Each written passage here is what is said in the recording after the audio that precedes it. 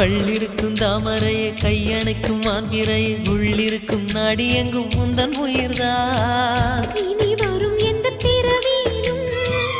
உனை சேர காத்திருப்பேன் விழி மூடும் இமை போல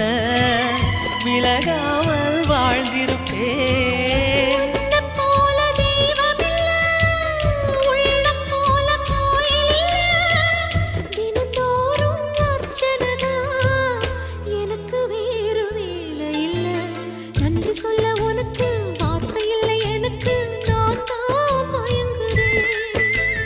என்னுடைய மனச தந்துவிட்ட பிறகும் ஏம்மா கலங்குற